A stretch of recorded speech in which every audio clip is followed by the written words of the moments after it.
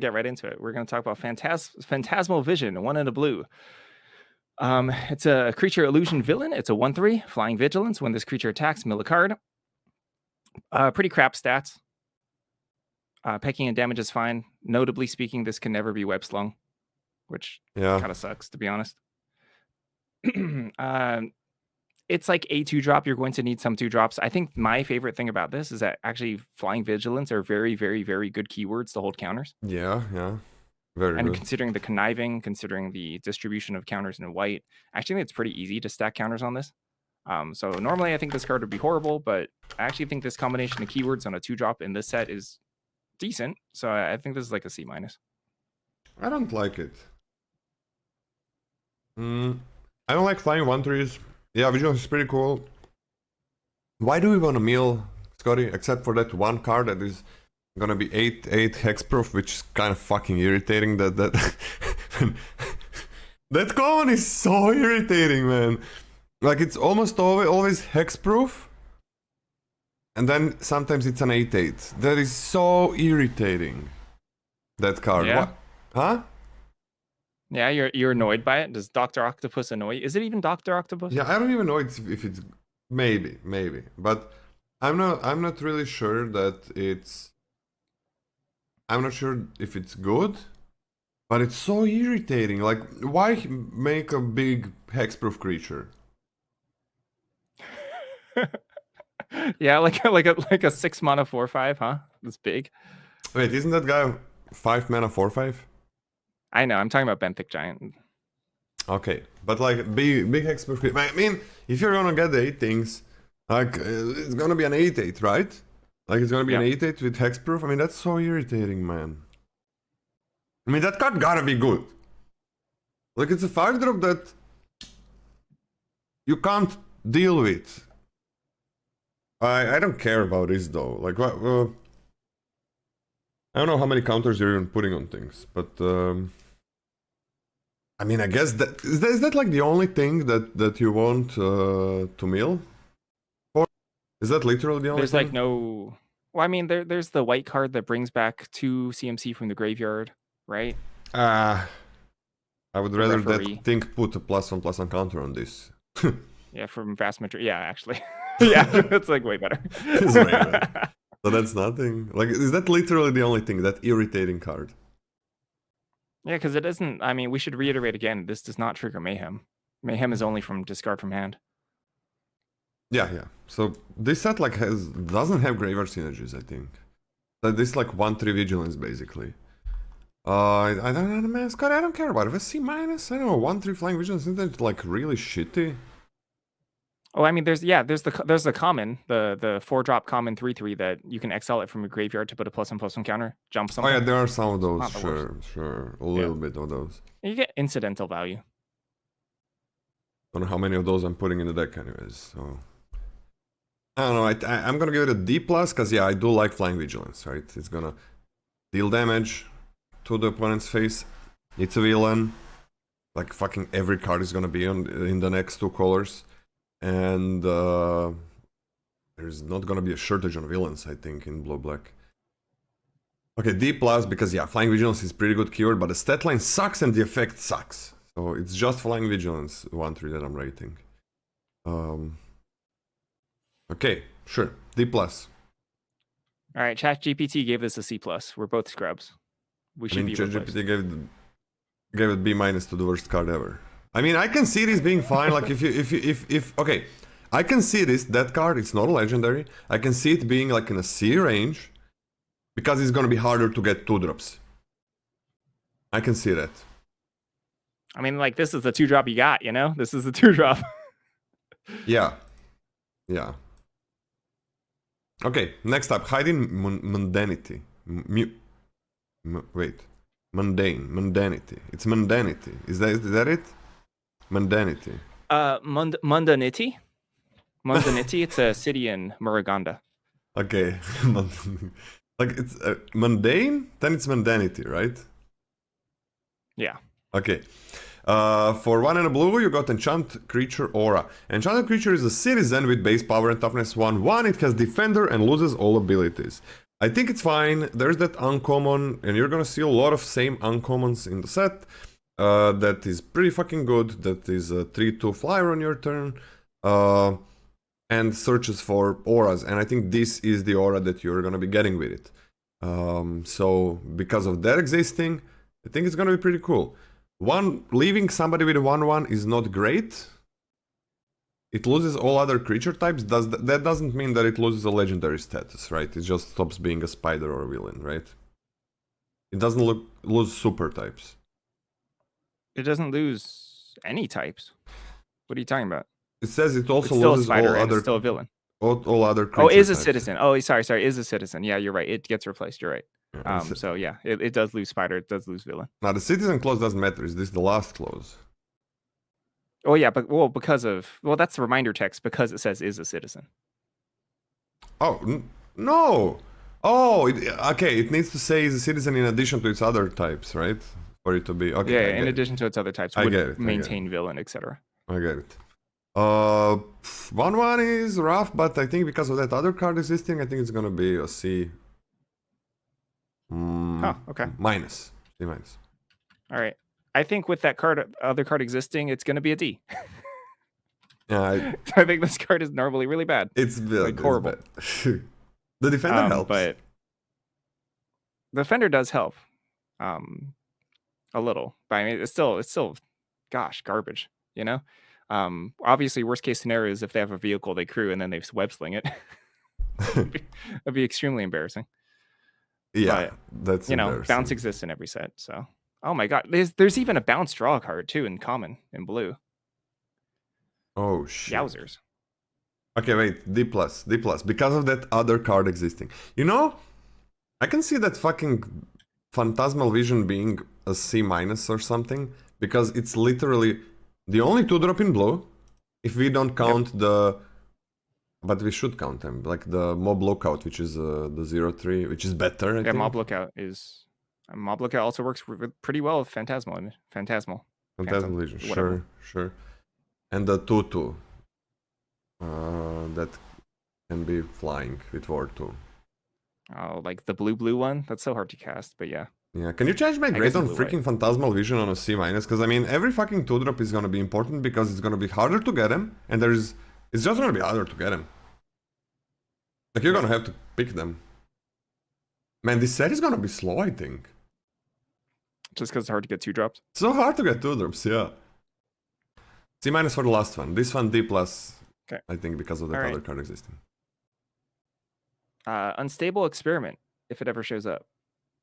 It 1 in a blue for an instant. Target player draws a card, then up to 1 target creature you control connives. I'm a big fan. Relatively cheap. Cantrip. Actually can act as a combat trick, so your opponent always has to sort of be wary about that when blocking things of similar power toughness. Relatively cheaper way to get your madness stuff in the graveyard. Like there's a huge difference in my opinion between 2 and 3 mana. Yeah. For conniving, right? Instant speed. Notably, I think what's going to actually happen a lot in this set, so don't fall into this trap, is that you're going to try and connive on the opponent's turn and then cast your creature.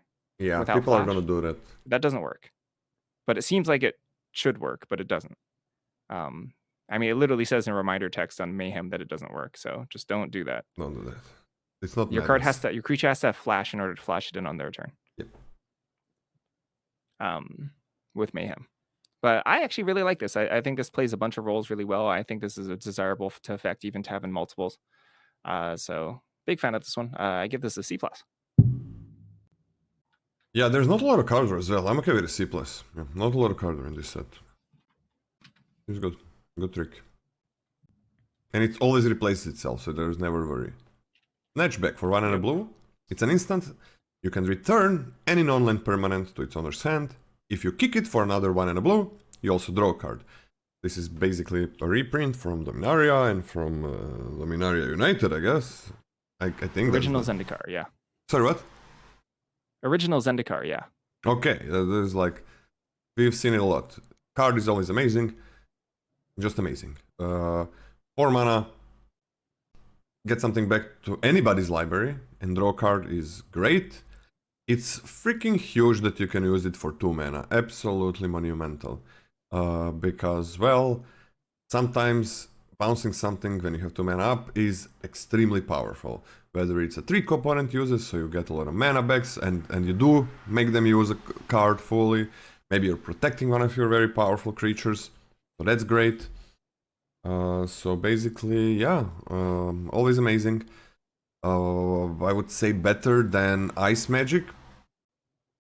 The thing about this one is like it's kicker doesn't get into mana value, right? Mana value, some there is like a green cards that care. There are some cards that care about casting spells, anything, literally anything, creature, non-creature, whatever, that costs 4 or more.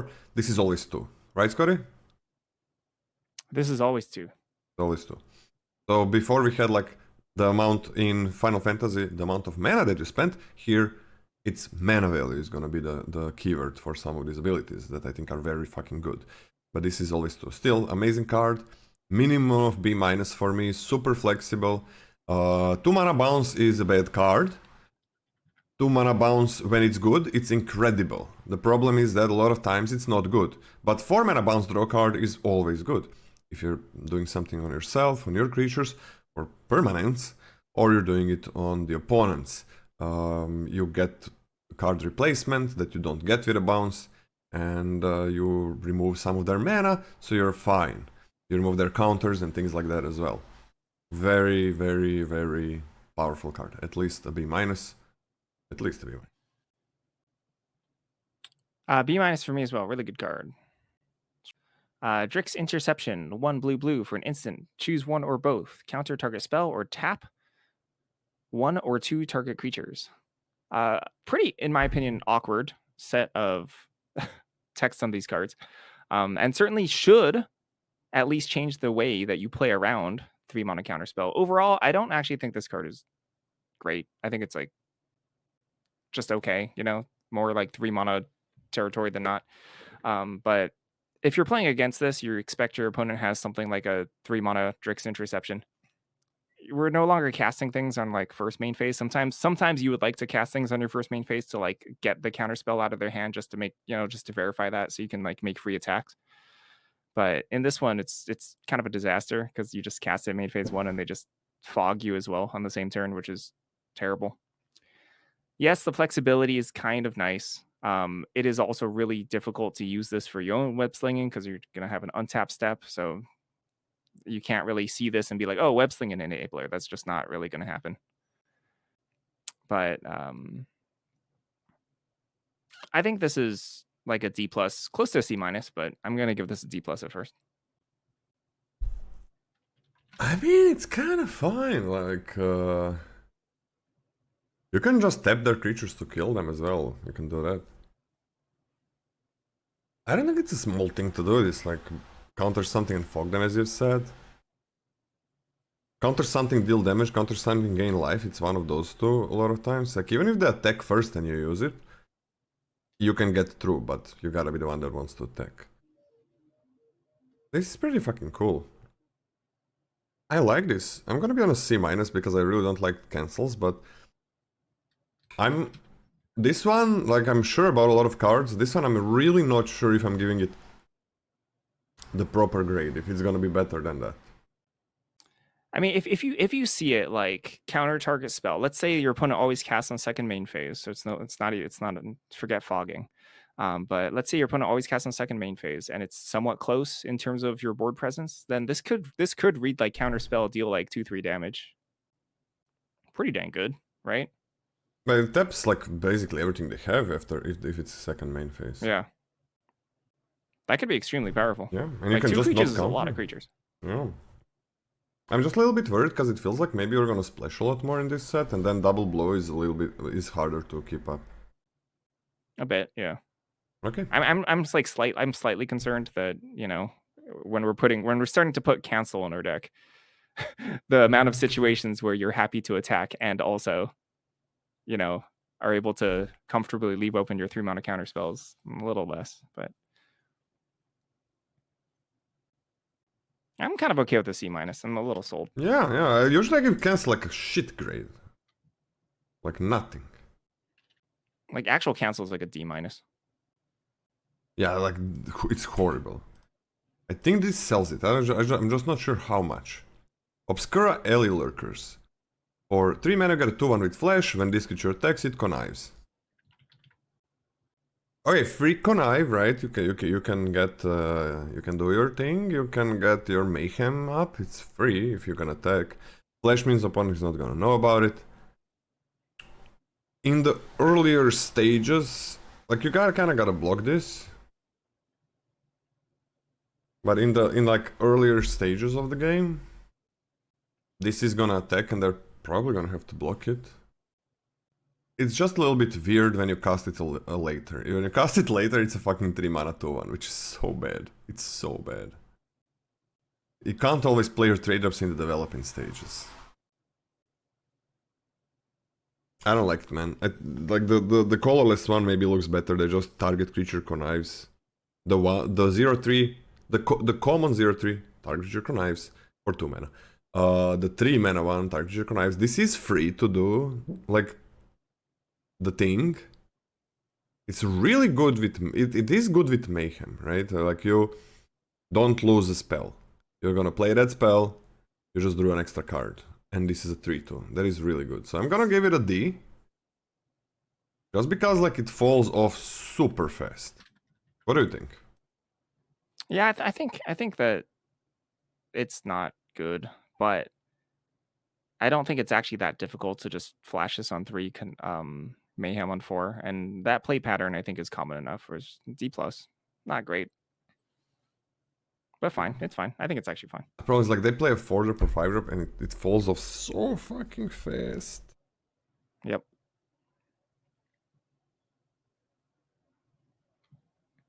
This is Arala, Hedron Scalar. 3 in a blue for a legendary creature, human rogue villain. It's a 3/3 with flying. 1 in a blue. Exile this card from your graveyard. Put a +1/+1 counter on target creature. It gains flying until end of turn. Activate only as a sorcery. So 4 mana 3/3 with flying is not good stats. That's pretty bad stats. The graveyard effect is kind of appealing. Unfortunately speaking, this is not a card I'm like necessarily thrilled about, like just discarding from my hand for value, given that the effect from the graveyard is cheap, but it's not like super high impact, or it's not like high enough impact to the point I'm like, I'm getting tons of crazy value by discarding this. So overall, I think it does everything kind of like middle of the line, kind of mediocrely, and it's a 4-drop. You're not necessarily going for these a ton. It is kind of sort of nice, despite that this being legendary. It is quote unquote nice to discard, so that when you have one in play, you're like attacking with it, like trying to block another flyer, etc. That if you do connive, etc., it is pretty quote unquote free to discard. But it's only free because it's so bad to play a second one. I'm not in love with it. D+. Yeah, I think I mean the 4 mana 3/3 flyer not good. Effect kind of cool from the graveyard. Yeah, it is. I think this is very nice to discard, right? I'm gonna let you attack. I'm gonna make something bigger. On 2 mana is not that much to pay. And there is a lot of conniving in this set. So looting is a real thing. But on its base, before you do that, I think it's really crappy. I'm just gonna give it a D. The legendary kills it, man. That's the problem. You're gonna see a lot of same commons. I don't know how highly you can pick these flying legendaries. It's a problem. Next up we have Pinnacle Research Team for 3 and a blue. The 1/5. For 7 mana, you can draw 2 cards. 6 and a blue. Well, I said there's not that much card draw in this set. On common. That's card draw. Human Scientist, so no real creature types that matter here. Look. Everybody's like, this is the worst thing, this sucks, this is so bad. I'm not sure that it's that bad. I don't think it's amazing. It's a 4 mana 1/5 is horrible. It really feels to me like this set is gonna be slow. It feels to me like this set you're gonna be getting to that amount of mana. It also feels to me that in this set, there's not a lot of card draw. There's conniving, but not true card draw. Not that many. I'm kind of okay with it. I'm still gonna put it as a D. Because really, how many do you want?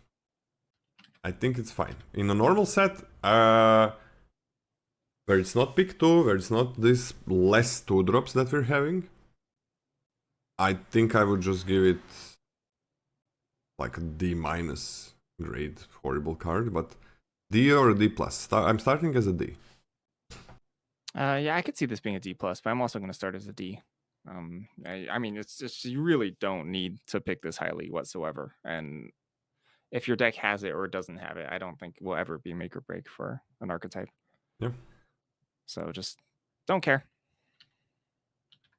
But if it makes your deck, so be it. It's fine. All right, here's the card Lolo's talking about.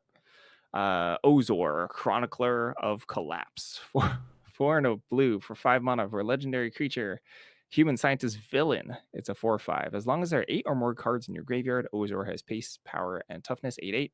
As long as you control another villain, Ozor has hexproof. There are so many villains, this is going to have hexproof almost all the time as long as you have another creature. This is like a hexproof blocker, which is not bad. That's not bad. 5 toughness is nice. Like, I think that the difference between 5 toughness and 4 toughness in terms of these expensive creatures is massive. So at least it has that. You can't just like point a removal spell at it necessarily and get it out of the way. Sometimes you have to get rid of your opponent's like O3 Mob Lobster or whatever. And when in the later game it becomes an 8/8 like actual threat, I think this card's like actually fine. I don't think you need to pick it up highly, but it can be threatening, and I could see a lot of blue decks being pretty happy to have like one. So I think this is a C-. It's a little bit weird that it's a legendary again with hexproof, so how long is it staying alive? Like, they can't kill it without blocking. Or without you offering a trade. So it is a bit hard for this to die, which is a good thing, that's why it's good. Like this is basically hexproof. Like basically every single card, except those scientists, is a villain in blue. Same for black, and there's other villains as well. Like, you can put anything on it, and it's gonna stay there. Very irritating card. But it being a legendary, like, how highly do you want to pick it? Like, they're not killing it with the removal spell, which is really fucking good for 5-drops. 5-drops, 6-drops, the biggest problem they have is removal spells. You finally cast them, you finally get at 5-6 mana. No, you're not unlucky, it just takes a while to get to 5-6. In an average game, it really does take a while to get there. With average luck, not with bad luck. With good luck, you're gonna get it very fast and you're not gonna be flooded. That's good luck. So, it being a common, I'm not sure. Because I'm just gonna give it a C, man. Like, it's fucking hexproof. And I guess if it becomes an 8/8, that's pretty wild. That's crazy. 8/8 hexproof? What the fuck? I mean, this is just gonna be hexproof. I'm gonna give it a C, but this is a very powerful card. It's just, again, it being legendary, I'm not sure how highly you want to take them. If it was like legendary that creates some other things, creatures, whatever, draws cards, whatever, but no hexproof, then I'll be like, okay, 5-drops legendaries, I don't care that much. They're very powerful, they're good. But this one, it's hard to die. Yeah, I guess, I don't know how easy it is to get 8 cards there. There is a good amount of connive, but it's so easy to get a villain, man. I guess multiple Ozors, you can discard them with connive, so that's nice. Can you read next one? I just want to check something. Okay, next one is Secret Identity. Blue for an instant, choose one. Conceal until end of turn. Target creature you control becomes a citizen with base power and toughness 1/1 and gains hexproof. Or reveal until end of turn. Target creature you control becomes a hero with base power and toughness 3/4 and gains flying and vigilance. I mean, this one's kind of spicy. This is a fairly spicy card. Because it's actually fairly good at winning early combat. Unfortunately speaking, what I'm not in love with Secret Identity is that it's actually has no real way to be good versus in combat removal, which sucks. That's actually really bad. Like, your opponent attacks, you block, then they use your removal spell, or your opponent like, or your opponent attacks you and you block, and then they use your removal spell. Wait, did I just say that? Whatever, whatever the opposite of what I said was. Combat. It's combat. Combat. Whatever combat happens. Combat happens. Whatever combat happens. It's actually, which I actually think is a massive knock for the card. Yep. I don't think I really value the 3/4 flying vigilance enough to offset that this is actually just so much worse than giving +1/+1 and hexproof, for example. So I actually think this is just a D+. Hey, Scotty. I have I did a little bit of math. Okay, first D+. I think it's shit. I think it's shit. I don't like it in any way. It's, I think, flying vigilance, cool. Pretty cool. No drawing cards. I don't like it. I think it's a D. Sure, it can help you save your things, but then you're not gonna block, and yeah, whatever. D. We are on to uncommons, by the way. Alright, Scotty. Liba Met. In Edge of Eternities, there have been 16 2-drops and 1-drops, mostly 2-drops, across the colors, including colorless. 16 common 2-drops and 1-drops. This is commons, right? In Spider-Man there's 15. So there's actually, you're gonna be seeing them more, the common 2-drops and 1-drops. But it's a pick 4 draft. It's hard for me to do the math there. Like, how is it gonna be harder to get them? Yeah. Because you get to your pick 9, pick 5 in this example, but pick 9, and you cut 2 cards from yourself. Usually you cut just 1 on that pick, only 1 card. So there is gonna be less 2-drops opened. Like, there's less 2-drops opened. There's less that are going around. So it is harder to get them. Like, it's a lot less are opened. But it's like, you are gonna see 2-drops more though. Now, is it gonna be enough to make a good aggressive deck? I'm not sure. And there are some colors that have more 2-drops. Just more 2-drops. Like, green has 2 2-drops. And they feel good. Black has 2 2-drops. They look good. I don't know what happened there, but black and green both have 2 2-drops. Blue doesn't. Yeah, weird, right? Blue has 1. Oh, red also has 2 2-drops. White has a 1-drop and a 2-drop. So white actually has the least amount of 2-drops, but that 1-drop helps it. Blue has only 1 2-drop, that's it. So obviously it has less 2-drops than other colors. Just less 2-drops in common. It has stuff to do on 2, but that's not a great thing. That's pretty huge. That is absolutely huge that the color has like 50% less 2-drops than other colors. And white is in trouble as well. Like, it's only 1, and then that city pigeon. I don't. That's not gonna trade. The city pigeon is not trading. It's here for other things. So I think it's a good card, but only 1 2-drop there. So yeah, it's what helps is like these hybrid 2-drops, right? Obviously that helps a lot. So it's not. That's 100%. So that's 100% why they introduced hybrid, because they knew it was going to be a small set, and they know how damaging it is to have like slight numbers off the smaller the set you get. Yeah. So they need those hybrids in order to like properly support the table. That's actually super smart. That is smart. But it's not that different if they're not hybrids, but just in other colors. Like, the number matters more than the hybrids. I think hybrids help a bit, to not like just to have a higher. I mean, I guess to have a little bit of a higher chance of getting those 2-drops, and there is more. So yeah, that's interesting. Okay, next up, I'm gonna look at the math behind uncommons next. Vex bots. It's a villain. It's 1 and a blue. Or a flying 1/1. Oh, that's a flyer! I didn't see that at first. Whenever another villain you control enters, put a +1/+1 counter on this thing. Only once each turn. Fuck! Every fucking thing is a villain. This card is crazy. Everything is a villain. In blue. Everything is a villain in black. And there are other villains. That's pretty crazy. I'm on a B- at least. I'm also on a B-. Yeah, there's like 4 common villains in blue, 6 common villains in black, then there's a red one, there's 2 green ones, and there is 1 colorless, and there is 1 both blue and black. Those are commons. It's just like, and we never have such a high amount of something that enables a strategy. Like every fucking thing is a villain. This might just be a straight up B, Scotty. I could see that. I'm just gonna give it a B. This like takes over the game, I would say.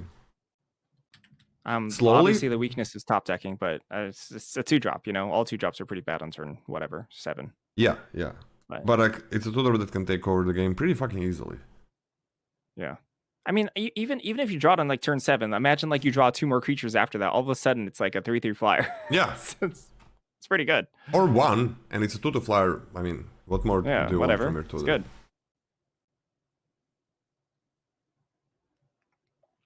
All right, this is Argur. Title Spinner. It's a 2 and a blue for 3 mana for legendary creature, spider, avatar, hero. It's a 2/2. When it enters, return up to 1 target non-land permanent to its owner's hand. That's it. That's the entire line of text. You play it. It's a 2/2. It bounces something. That's extremely good tempo. Extremely good tempo. It really doesn't even matter what you bounce. Like, the only real downside here is if your opponent like has mono good ETBs. Like mono good ETBs.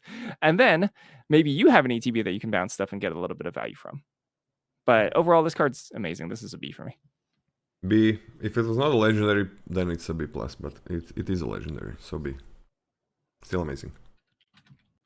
Alright. The Final Fantasy actually had 13 2-drops on common. And 13. And this set has 15. And there is like less commons, just less commons. It's what the other sets have, what, like 27% more commons. So actually you could maybe if you're wrong, maybe you could get enough 2-drops, not that hard. But then we go to the uncommons. And man, there's only 50 uncommons. Usually there's like 100. It's like 100% more in the usual set. And this set has...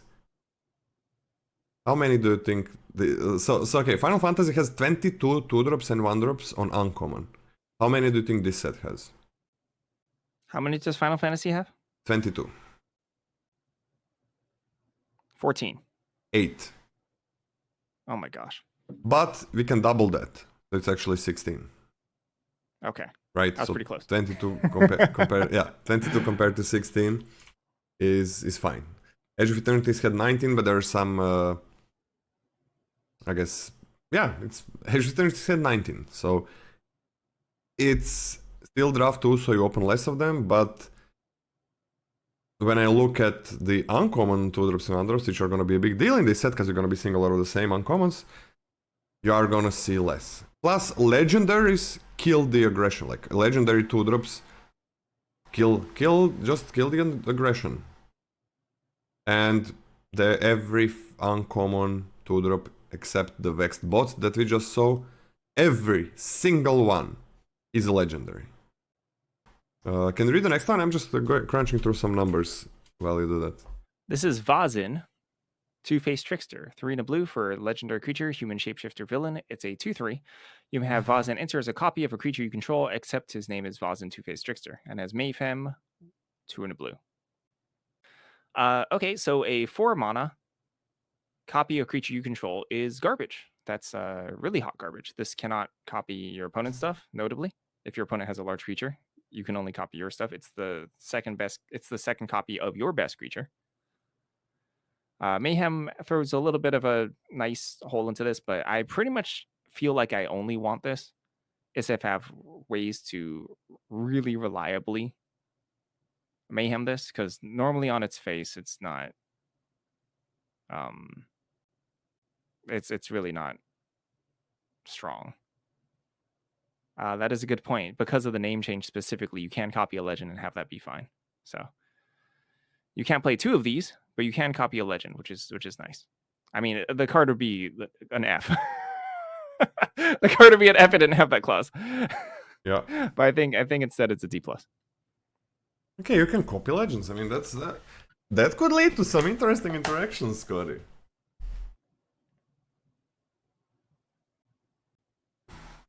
And it has mayhem. And it's actually a 2-3 if they kill that. I'm actually okay with a C-. Usually I hate these, but I mean, there's that blue legendary hexproof guy having 2 of those with mayhem as well. I'm kind of into it. I'm on a C-, but I can see it being a C. A little bit more data, just a little bit more data. Okay, actually not data. I just want to say, like, this blue 2-drop that we graded with some grade is when we get to red and green 2-drops, it's gonna look like the worst piece of shit ever. So just that's a premonition. Robotics Mastery, 4 and a blue. It's an aura with flash. Enchant creature. When this aura enters, create 2 1/1 colorless robot artifact creatures tokens with flying. So 2 1/1 flyers. Enchanted creature gets +2/+2. Man, I fucking love this. Yes, you can be blown out. Yes, there's some good removal in this set. But there is less removal than usual. So there is less. We just said that. Like draft 2 as well, but 2.7 compared to like 3 is the usual. Is what you get when you do the math. Bigger number means more, so there is less now. No need to think hard about it. So it makes this be a little bit better. And I mean, 5 mana make 2 1/1s with flash and enchant something with +2/+2. Man, I love this. It's flash. I love this. I think this is incredible. I'm on a B-. With less removals, on a B-. This card is actually really, really strong. This card is strong enough to warrant the danger. Reliably playing around it against it. Yep. When your opponent can hit 5 mana. Or when they have 5 mana open. In fact, you probably should, right? Because people will just put in their decks. And it's extremely punishing. And it's also extremely punishing the opposite direction if you blow it out. If your opponent just runs straight into it. More relevant for best of 3, which is really not how people play Magic nowadays. But and there's a hexproof dude on common. Oh my gosh! That's so good. That is true. That makes this so good. And hexproof. Let's go. And also, you are going to be seeing the uncommons a lot more. I'm gonna crunch the numbers while we grade. How much more? Can you give this a B from me? Like that fucking hexproof dude? Makes this like free to use in a lot of turns. And if you have a lot of connive, I think you just take that hexproof dude. I give it a C, maybe as a C+. That's gonna be a viable strategy. I'm just worried about blue early game, but what can you do? I mean, if it comes to the point where you want to secure your first Doc Ock or whatever, that Ozor, then yeah, the grade should probably go up a lot. All right. Outsmart the Amateur. 3 blue for an instant. Choose 1, draw 3 cards, or counter target spell, draw a card. This is actually quite nice, I think. Yep. In terms of leaving 5 mana open, you don't have to actually choose at all between like stopping your opponent's like big thing or like losing out on a ton of value. You actually get a crazy amount of value by countering spell and drawing a card. That's actually quite good. So normally 5 mana counterspell, absolute garbage, but considering that if they don't act into it, they get punished. If they do act into it, they get punished. So as long as you hit 5 mana, you're kind of golden there. Obviously, the only bad thing is if you're that far behind on board. This is not going to save you regardless of the situation, but I think it's pretty good. I think it's a C+.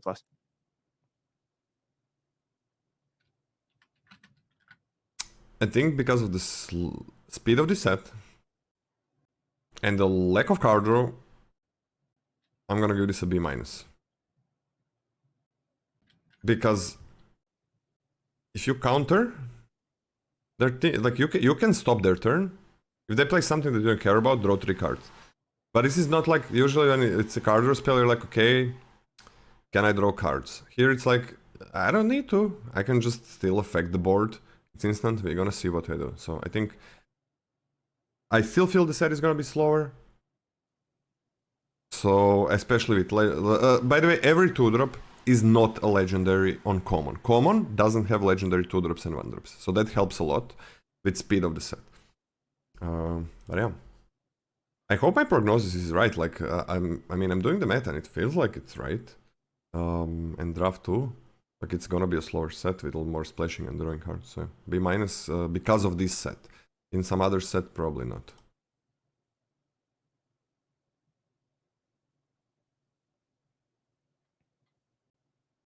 Okay, so one quick thing. Oh, okay. Usually this set has like 55 uncommons. Usually the set has 100 or more, which means it's something like 100% more uncommons, individual uncommons that you're gonna be seeing in this set. We are seeing a lot of more uncommons because there is no longer only 3 uncommon rule. We can get more. But this is almost double the amount of individual uncommons you're gonna be seeing. That is absolutely huge. Uncommons, I think, in this set are gonna feel a little bit like commons in other sets. And commons in this set, you're definitely gonna be seeing them more than the commons in other sets. So that's the biggest difference. Like almost 100% more individual uncommons that you're gonna be seeing. So all of the things that you're thinking, like about using some uncommons, well, you're gonna be seeing them a lot, and well, you're gonna be using them a lot. Anything I missed there, Scotty? Nope. The math checks out. All right. Next up, we have Olk's Mouth of Too Many Eyes. For 4 and double blue, we got a 4/4 Mutant Advisor. Doesn't matter. You may look at the top card of your library at any time. You may cast spider spells and non-creature spells from the top of your library. Whenever you attack, you may mill a card. Yeah, that's a lot of value. If this truly is a slower set like I feel like it's gonna be, this is the one legendary that I am fine having. Super weird that it's spiders. Super weird. Like, that is so weird. Let me see, like there is... On common rarity, there is 3 red spiders.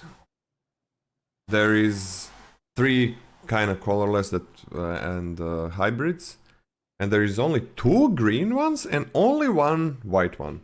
So, what? Okay, red has the most. I guess that makes sense. Spider-Man is red. What the fuck? That's it? Just because he's red? Okay. I mean, alright. Well, red is also the color of menace, and Spider-Man is a menace. Wait, what? Red is the color of? Menace. Okay, but realistically in Magic, spiders are mostly green, right? Green. Yeah. Green, so it should be the green. Oh my god. Okay, whatever. It's weird. Like, you're not gonna get this in blue, but you have non-creature spells. Milling a card is fucking huge that you can like put something away and still cast things, and you can whenever you attack, right? So you choose to put these top things away. Having this on uncommon, seeing 100% more uncommons, I feel like this is really nice. It's a 6-drop that can provide a lot of value. If the set is fast, this is absolute dog shit. Horrible card. If it isn't, then it's pretty damn great. So, like, it's a D- probably, or a D. Or in a set that's not slow. I feel like this set is gonna be pretty slow. So, I'm gonna give this a C. Nah, D. Hate it. So Okay. 6 mana 4/4. I'm off. I'm out. Okay. I don't even care. I don't even care how within the range of normal Magic, even like the slower sets. I think this is too slow. So It's I'm true. out. It's true. But is this gonna be like the slowest set we've had in a while? Because I feel like it might be. I don't believe that, but Okay, yeah, 6 mana 4/4 is so horrible. Yeah, maybe I'm overestimating like how slow the set is gonna be, because Yeah, that might be true. The thing is, you have like that hexproof guy holding the ground as well on common. I'll mute Okay. myself for a second. Okay. Scotty, I think I'm gonna go to D plus actually. Yeah, it's just like it's 6 mana 4/4. That is abysmal. That is fucking abysmal. Yeah, D plus. Okay. D plus. Yeah, it's abysmal stats. I hope it's slow enough that I play this enough. I hope it's slow enough that was the last. Sorry. Oh, sure. What? No, I was just gonna say that was the last uncommon. Yeah, we're gonna be done with this pretty fast, even to the data crunching. Next up, Scotty.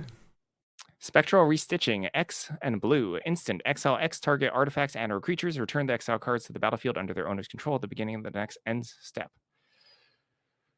Ugh. Okay. You can exile your opponent's entire blocking board and swing for the win. You can do that. I feel like a card reminiscent of this has been something like, well, wasn't March of Swirling Mists? That was also had the same effect. You could remove your opponent's entire board and attack, right? From Neon Dynasty. Wasn't it like you tap them March for of Swirling two Mist? turns? Put a stun counter on them? No. Just phase them out. Phase them out. Can't remember. So it's pretty similar to this. Yeah. I don't think that card is very good. I think that card is like okay though. Yeah. But overall, I'm not particularly into this. There's a lot of scenarios you can dream up where this is like game winning, etc. But I think the average case is going to be too low, so I'm just gonna give this a D plus.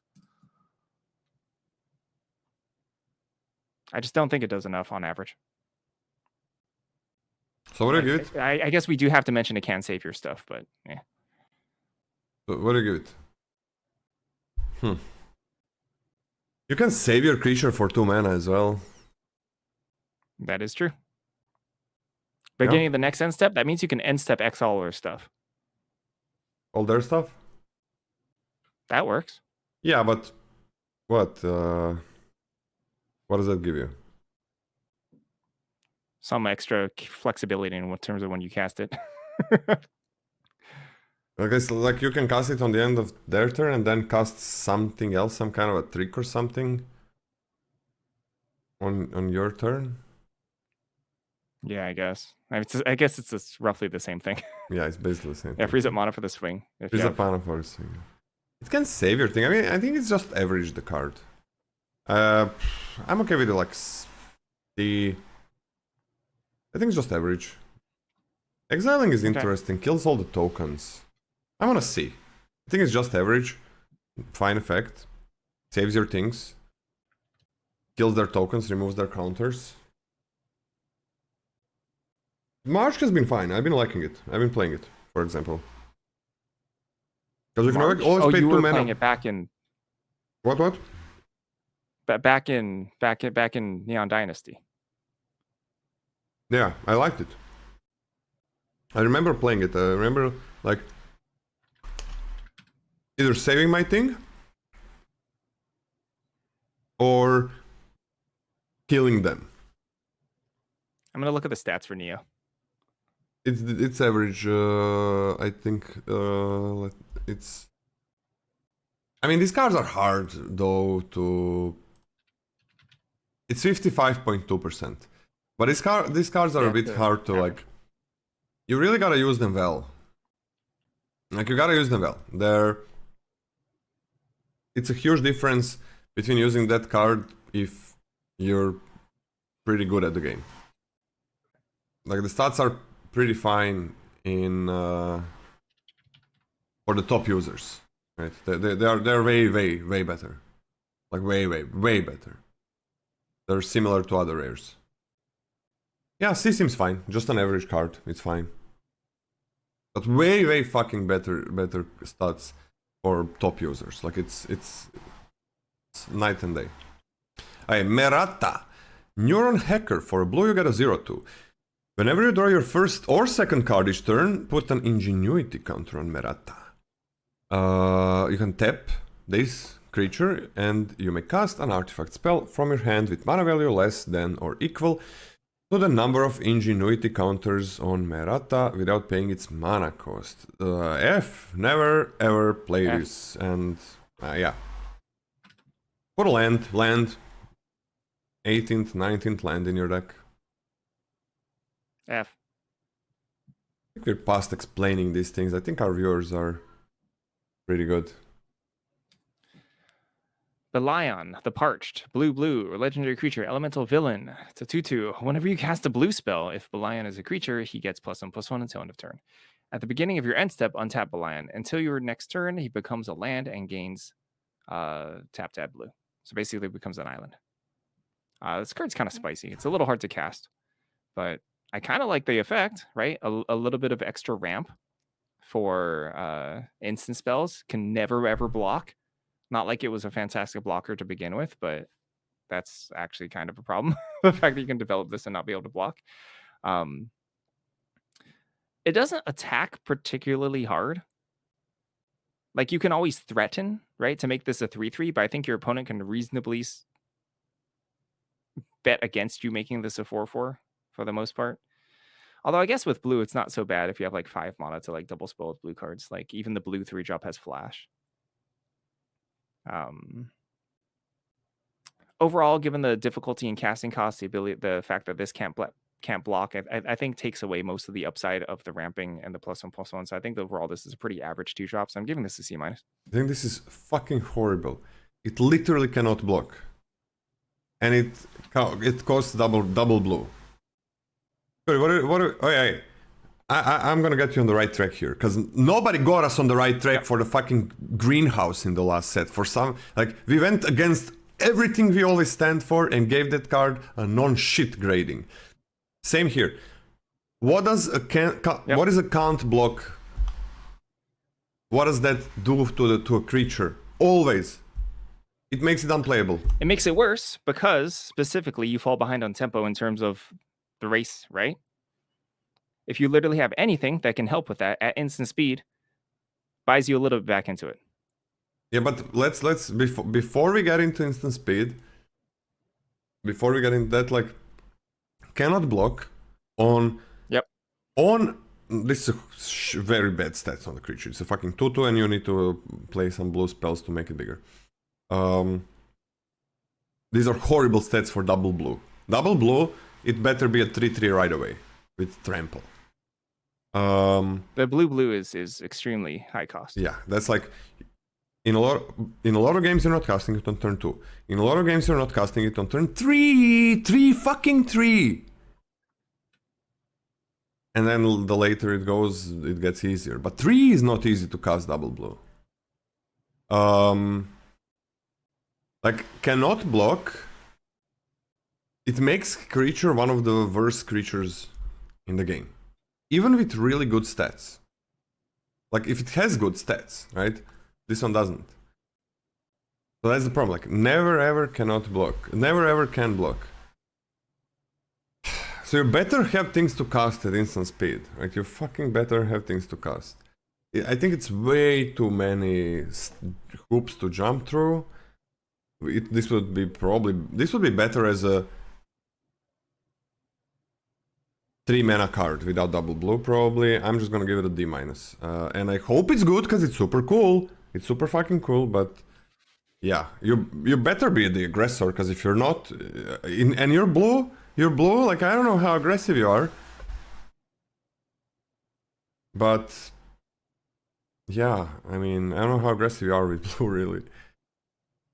Save from board webs, yay. Yeah, D-. Did I make you? I like it a lot more than that. I think this card's going to be a lot better. I think there's way too many hoops to jump through. I really don't think it's that bad if it can't block. Like, you can maybe cast your 2 mana instant that you couldn't have cast before, literally win a combat that you couldn't win a combat before. There's a lot of ways to recoup that. Okay. Like, an extra mana every turn is big game. Every dare turn. Right. I also think like our grades, and I dropped mine down to a D+, because I do think that on average this is like a 2-drop bear. You know, it's not like, a 2-drop. This is not a 2-drop is the problem. Yeah. if it would be a 1 and a blue, then I would think about it. Like I always can cast it on turn 2. And then I can do those things. Then I would be like, okay, that's something, that's interesting. I think in a normal split of mana, you can only cast this on 2 like 60% of the time or something. 60? Which is low. That means you're missing 40% of the time. Yeah, you just put it in. Yep. And it's... Oh, no, I'm guessing. You're guessing. I'm gonna do the math. We can, I think, go to the next card.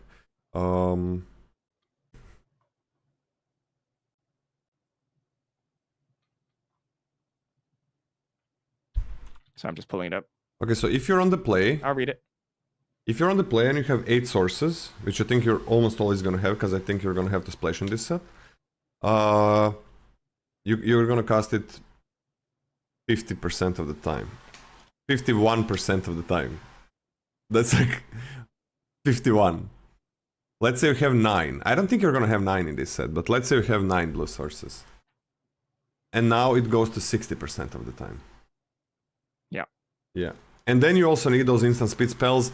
And then you also need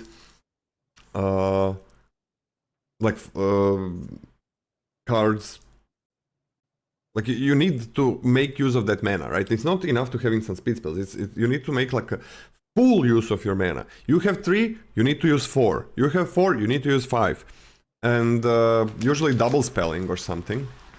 That's the same. That's the thing. Like usually double spelling, and so many things need to go right. And then you always come at a point where it's like, fuck, man, my creature cannot block ever, never. They never block, no matter what the fuck is happening. Block.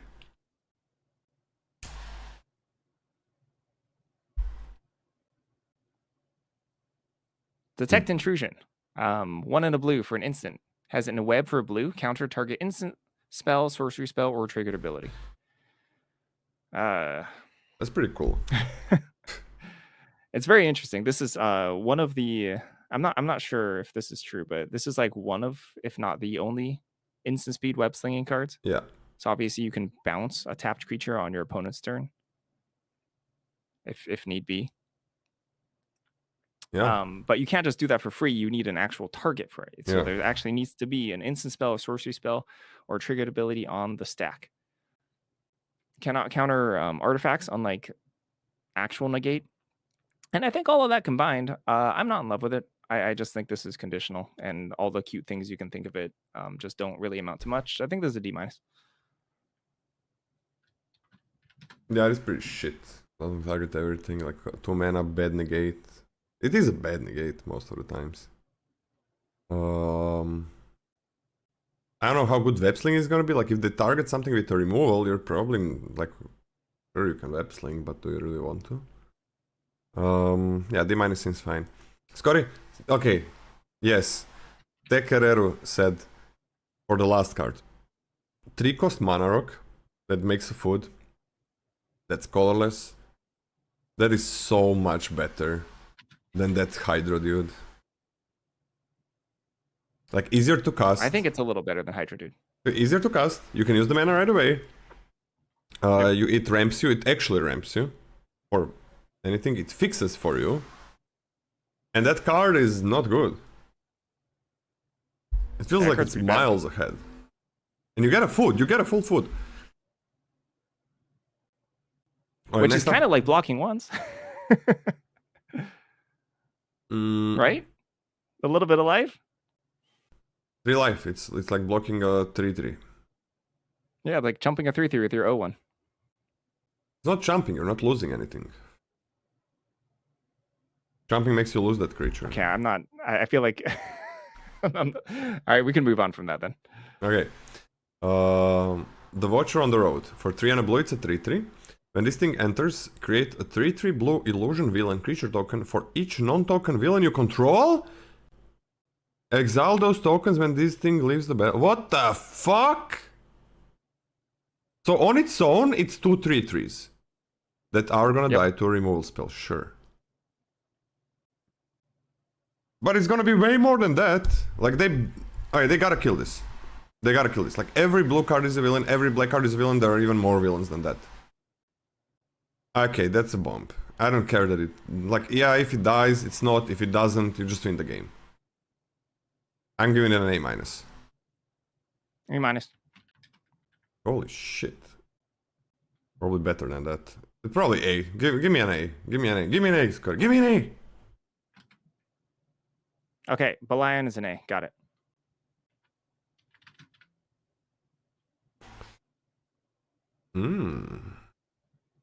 Lost in Lichara. It's a saga.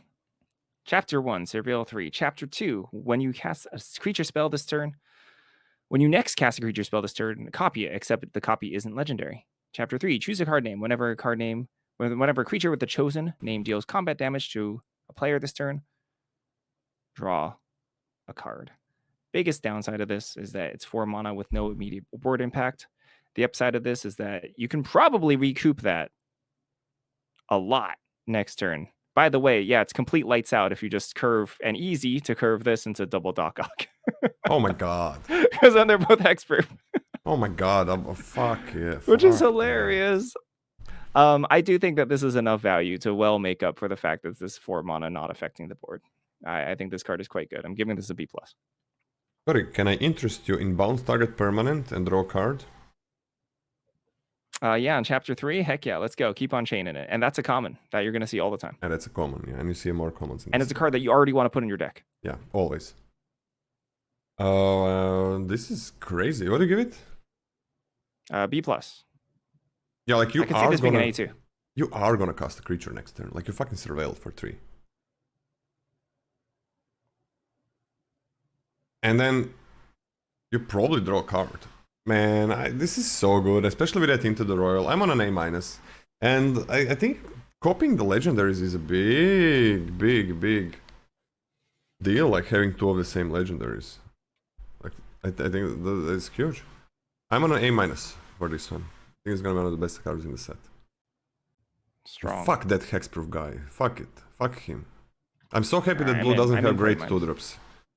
That it has less 2-drops, because it fucking has a hexproof 5-drop. Go Ben! Jean Splice Savan. For 1 and a blue, it's a 1/1. Cannot be blocked. Whenever this guy deals combat damage to a player, he connives?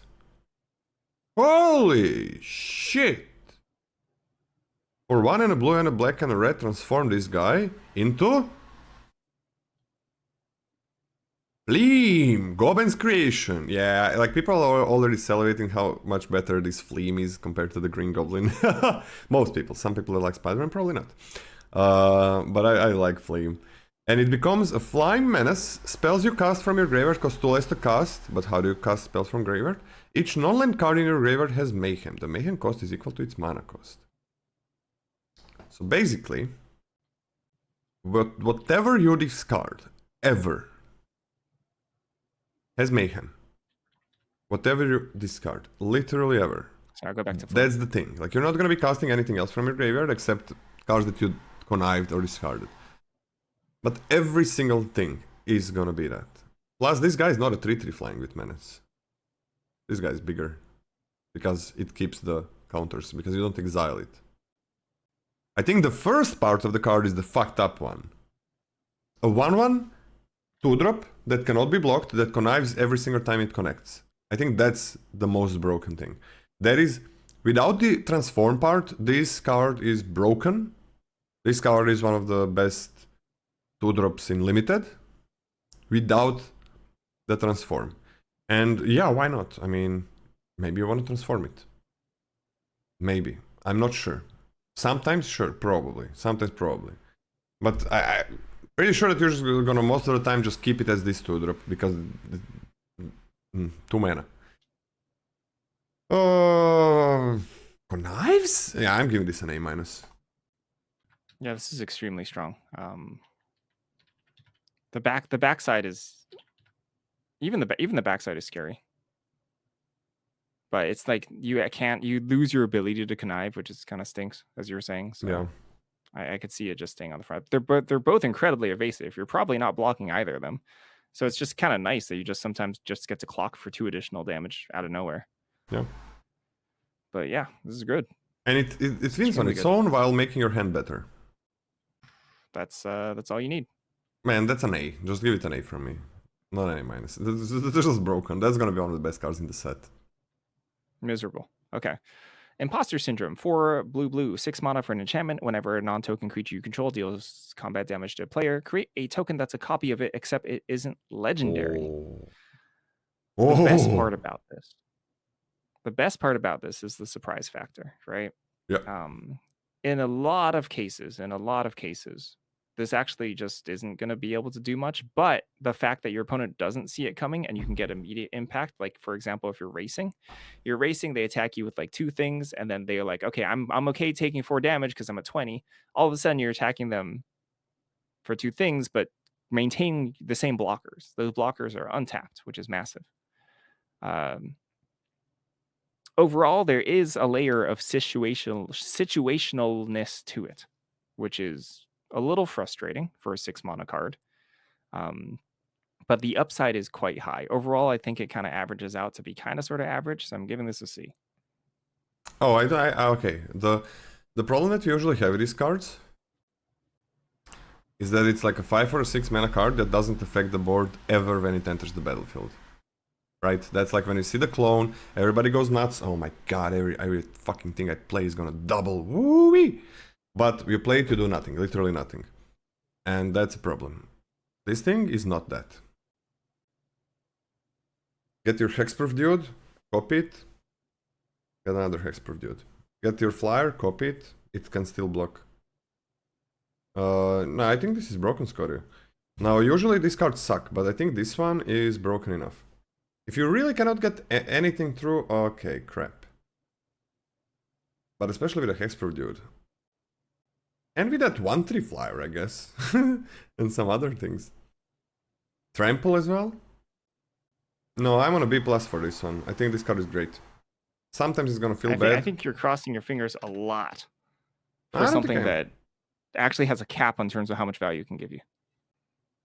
Like I mean, like, once that token, you can only... unless you can repeatedly get through with... By the way, once this comes down, they're not going to let you get through with the non-token creature. Well, I'd be a lot more into it if the tokens could also double themselves. Okay, that's stupid. That would be stupid. Yeah, but the thing is, they can't. It's not that they're not going to let you. They can't let you get through.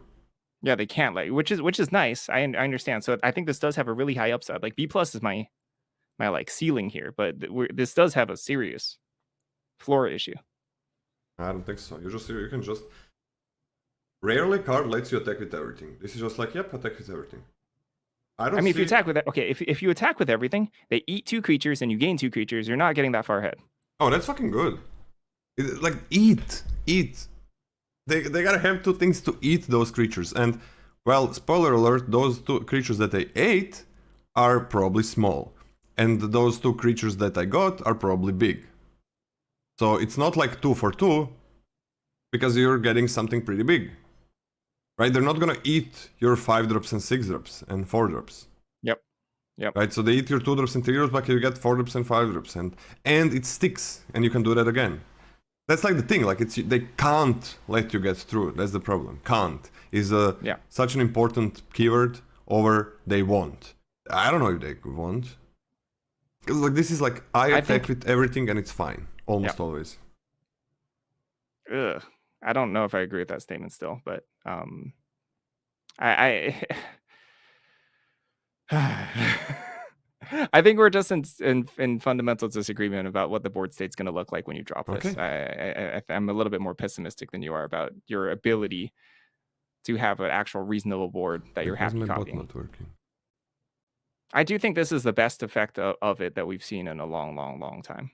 In fact, this is the one that's playable. Oh, whoops.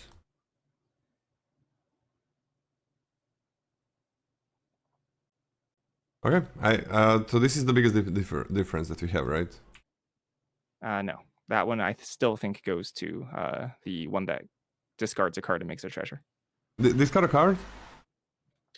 Discard a card, make a treasure under upkeep, the 5/4 for 3 mana. That one's, I think, the biggest difference. Alright, that's the biggest one. This is the second biggest one then. Okay. Although this one might be the same difference. This one might be the same. No, that difference is actually a little bit more. Okay, okay. All right, let's go to the next one. I think that this is the first time I'm like, this card is gonna be amazing. Usually I'm like, this kind of card sucks, but it is an immediate effect. Almost never that happens. Sometimes it's immediate effect.